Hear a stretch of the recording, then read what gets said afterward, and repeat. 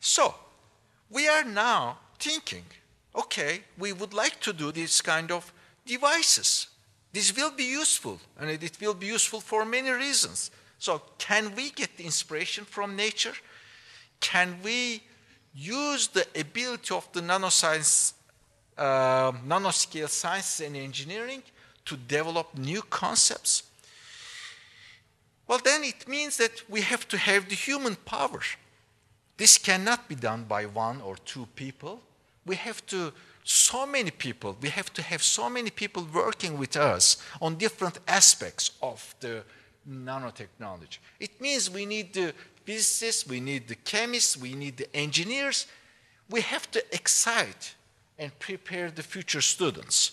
And here it says, I'm not sure, maybe you cannot read it from here, how can we educate the engineers? When you look at the nanosciences, it is really at the extension of the quantum physics.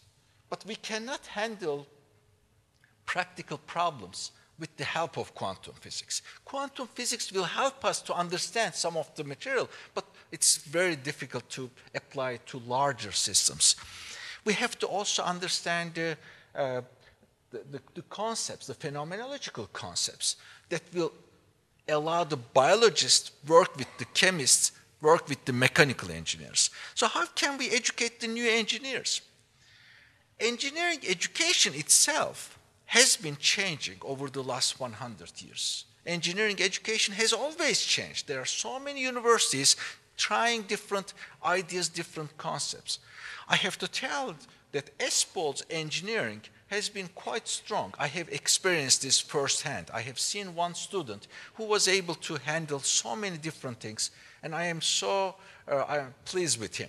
I would like to have similar students. If any one of you would be interested in doing the PhD in the long run, let me know. But the face of the engineering has to change as well, because the engineering now is able to ask the questions which were not asked before, like that octopus. Can we model that octopus? Can we build a system which acts like an octopus? And the changes in engineering system has been documented by the National Academy of Engineering in the last several years. For the moment, there is more demand for high-skilled workers. This is crucial for the economy. New engineers should be able to adapt to changes in the society. And changes in the society is so rapid. As you see, there are so many complex problems from the financial world to natural world. New engineering education is probably shifting a little bit more. In the past, 40 years ago, theory became important, but now again, hands-on practices are becoming more and more important. But hands-on practices can be applied only if the students learn how to deal with, how to work with other colleagues, not necessarily from the same discipline, but from other disciplines. They also need to understand the big picture. They need to look at the local as well as global pictures. And internationalization is important. You have to be exposed to other countries, what they are doing. China is right around the corner. France, Germany, right around the corner. It's not just Colombia, it's not just Peru, or it's not the United States. And for us in the United States, it's not just Canada or Mexico, but anywhere else in the world. So we have to deal with all of these at once. ESPOL has been doing this very successfully in the last 50 years. And I think it is the right place now to transfer high-tech research to high-tech companies in this Guaya River Delta. I think we will see the hotbed of research enterprise if nanotechnology is implemented in ESPOL. So the next question is, how can we excite many of you to work on nanotechnology? Okay, I showed the picture of octopus. Some of you probably were excited. But how can we also make sure that you would continue working on this? How can we make sure even 10-year-old student will be interested in coming to ESPOL to become an engineer, so he will continue with his dream? We have to, not beyond nanotechnology, we have to excite the students with an interesting vision. We have to show them what is unique about Ecuador. So, that inspiration, did it work in the United States? When I think about what happened to me years ago, I am thinking about what happened in the United States. It all started with the space mission. I remember this, the statement by Kennedy back in 1959 with the clear message that the American people should land on moon within 10 years. And they landed on moon. Neil Armstrong was the first in 69. So within 10 years, there was the end of the achievement. The achievement going there was amazing. Well, what happened? You sent a few people, 5 people, 10 people to moon. Was it worth it? I think it was worth it because it started an entire nation to think about research, education, higher level engineering, and emphasis on the sciences and technologies.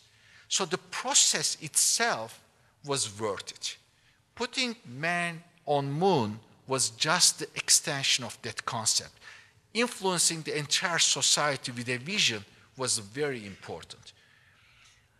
From that process, I think the science and engineering benefited. American science and engineering enterprise have evolved to a much higher level the last 40 years.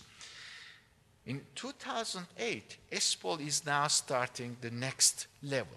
And in that sense, I think the turtle with the goggles is going to inspire the next generation of Ecuadorian students.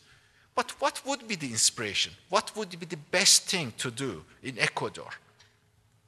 When I was thinking about it, I was thinking about what kind of dreams I would suggest. I'm sure there are so many of philosophers, so many of social scientists here trying to motivate the students in Ecuador.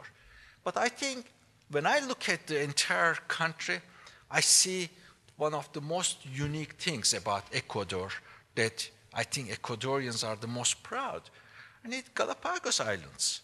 The theory of evolution that started here with Darwin, that really made Ecuador at a very interesting place. Everybody knows about that. So indeed, the biodiversity available in Ecuador, not only in Galapagos Islands, but in the highlands, is amazing. Its potential impact to medical research would be really important, not only for Ecuador, but for the entire world. So students here are right at the right place. So if they know that, they will be able to impact the world through medical research, through the enabling technology of nanotechnology and nanosciences. I think we will see more students excited, and they will be the foundation of the society, high-tech society that will be established in Guayaquil. So with this, I just go back and looked at Darwin. I was in London a few months ago. I went to the Natural Museum there, and Darwin, I took this picture of Darwin there. He is the most important researcher in that Natural Science Museum. He was here in 1935, very short period of time, only for 4 or 5 weeks. He wasn't here for ages. But when he was here, he considered Galapagos magical. It was amazing. The diversity of life was unbelievable. And one of the most important things I saw from Darwin's travels